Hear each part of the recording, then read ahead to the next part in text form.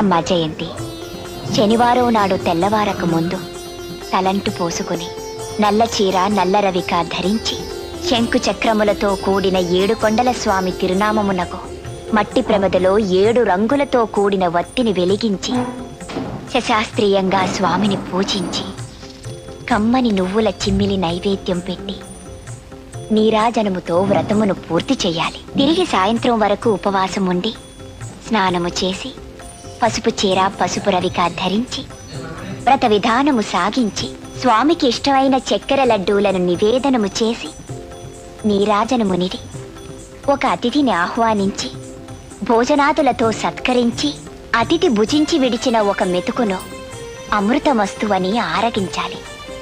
అప్పటికి ఆనాటి శనివార వ్రతం పూర్తవు. అమ్మా జయంతి, శనివారం నాడు తెల్లవారక ముందు తలంటు పోసుకుని నల్ల